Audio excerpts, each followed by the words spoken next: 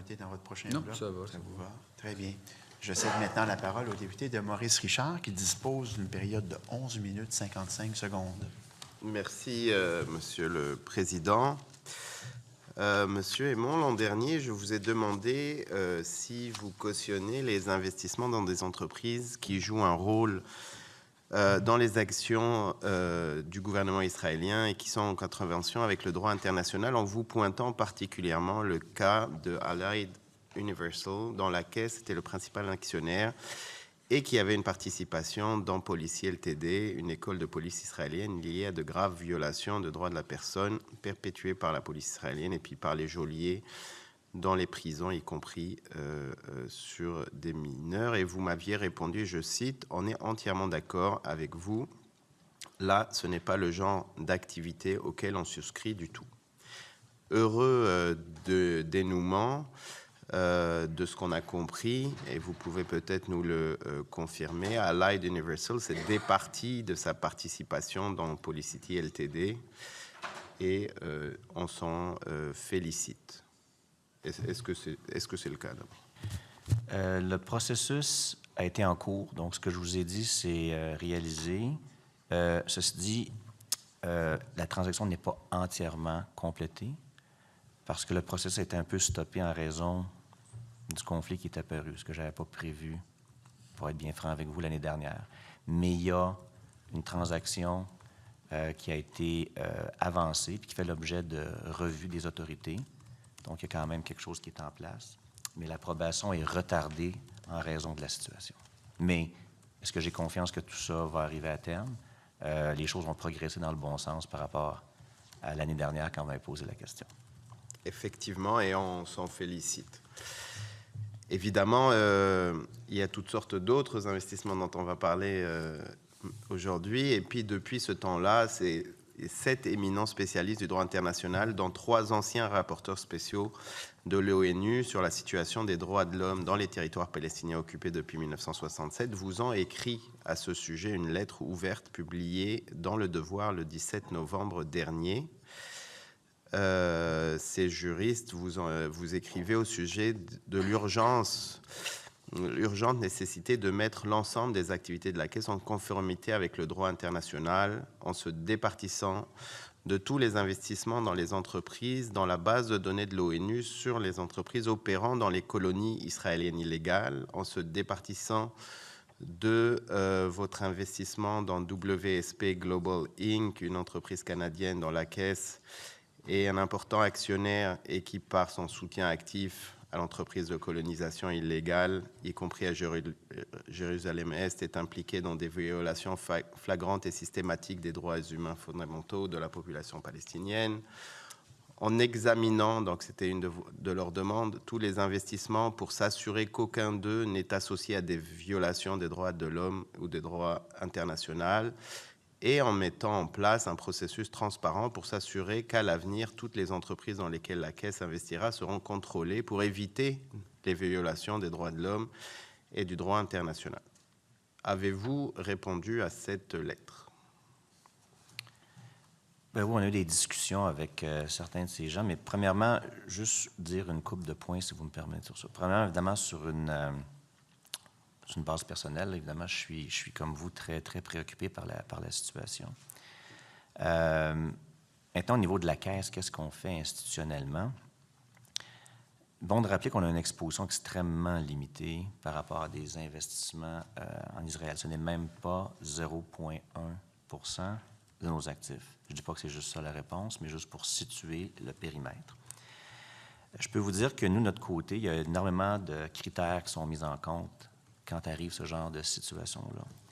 Donc, notre politique des droits de la personne, quand on regarde nos investissements, est basée sur les principes directeurs des Nations unies, qui vient codifier notre approche en la matière, qui est approuvée par notre conseil d'administration. On embauche également, je tiens à vous dire, des experts de classe mondiale pour s'assurer d'une couple de choses. Un, de nos obligations juridiques, notamment le droit international, dans le contexte évolutif de ce conflit-là, le israélo-palestinien. On est également en discussion, nous, les équipes, avec les sociétés en question, qui, je peux vous dire, prennent ça extrêmement au sérieux. Si on prend le cas de la société que vous mentionnez, une société d'ici, WSP, WSP, elle ne figure pas à la base de données de l'ONU. Et son implication est quand même assez faible parce que, juste la contextualiser, c'est un contrat qu'ils ont obtenu de façon, dont ils ont hérité suite à une acquisition d'une société qu'ils ont fait. Et puis, leur implication est assez faible.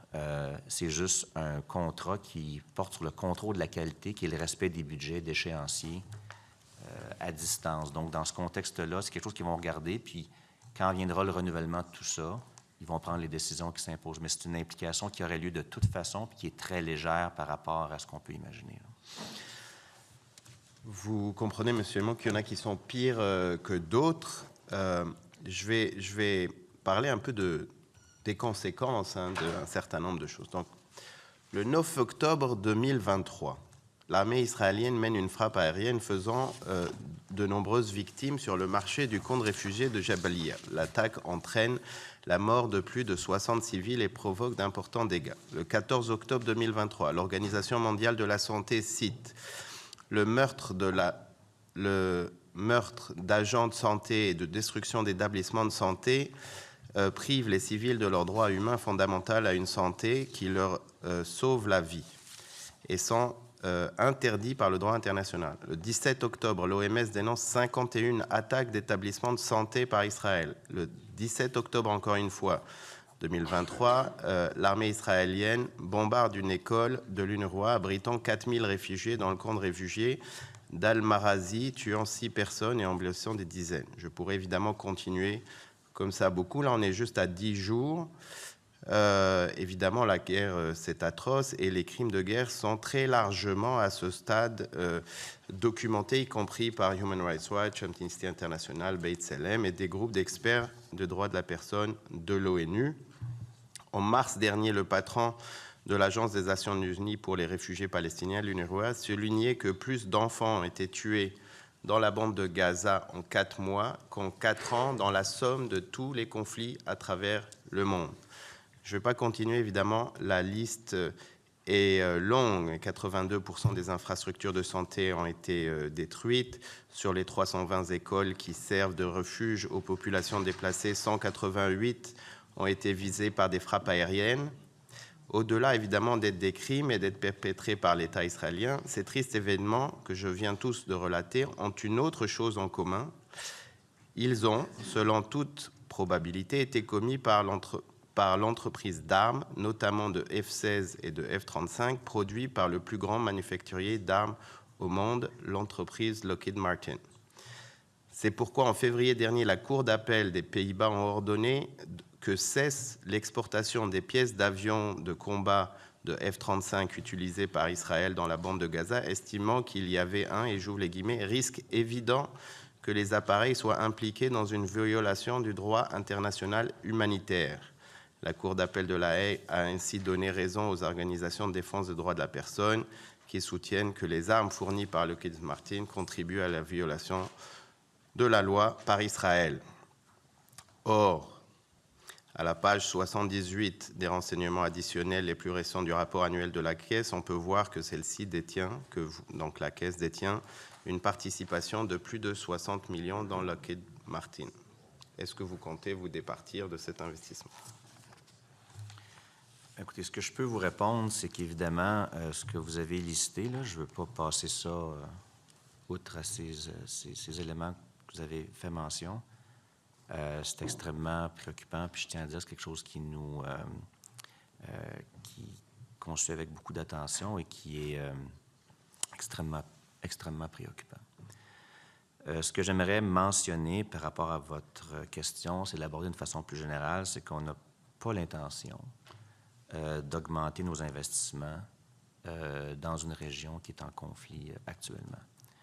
Maintenant, comme je vous dis, on continue à appliquer notre politique des droits de la personne et puis on va suivre attentivement tous les investissements qu'on pourrait regarder et juger qu'à un moment donné ne rencontrent pas les critères qu'on s'est fixés, à savoir pour la société que vous avez mentionnée particulièrement, c'est quelque chose qu'on détient et puis des fois c'est détenu dans des fonds indiciels ou autres, systématiques chez des gestionnaires externes avec lesquels, au cas échéant, on a des discussions quand c'est nécessaire. Je vous avouerai que je reste sur ma... Je comprends le général. Là, j'ai été très spécifique et vous comprenez. Acheter et conserver des actions d'une entreprise et lui accorder un vote de confiance, espérer qu'elle prospère. Est-ce que vous espérez... Je veux dire, pourquoi 60 millions, on s'entend par rapport à la taille du portefeuille de plus de 430 milliards, c'est presque zéro. Pourquoi le garder? Il faudrait que je regarde le dossier plus en détail pour être honnête avec vous. Je n'ai pas l'ensemble des faits sur cette situation-là spécifiquement. Vous avez raison. Je dois admettre que je ne m'occuperai pas d'un investissement peut-être indirect ou dans un mandat indiciel de 60 millions sur les 434 milliards. Mais on va regarder tout ce qui doit être regardé dans la lumière de la lentille que vous fournissez.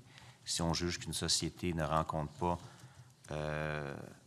notre politique des droits qui est basée sur les Nations unies, les droits humains, sachez qu'à la hauteur de la réputation de la Caisse de dépôt, qui est un des investisseurs les plus réputés dans le monde, on prendrait les mesures qui s'imposeraient le cas échéant. Mais je ne peux pas vous répondre spécifiquement sur celui-là parce que je vais admettre qu'il y a des faits que je devrais aller creuser plus en profondeur. Est-ce que, par exemple, si on prend un autre exemple, parce que vous dites on n'investit pas en Israël, effectivement. Seconde. Est-ce que, par exemple, le fait que Airbnb loue des appartements dans les territoires occupés est un problème? Est-ce que vous seriez prêt ou à désinvestir ou à demander d'Airbnb de cesser de faire cela? Je n'ai pas entendu la dernière partie de la question. Est-ce qu'on voudrait cesser? En 30 secondes, on va avoir du mal. Non, mais désolé. Ouais. Mais c'est pas grave, c'est pas une critique. Non, mais... On est mal pris. Pour Airbnb, aujourd'hui, ils louent des appartements dans les territoires occupés. Alors évidemment, Airbnb n'est pas en Israël. Est-ce que vous voulez... Très bien. Malheureusement, je dois clore cette période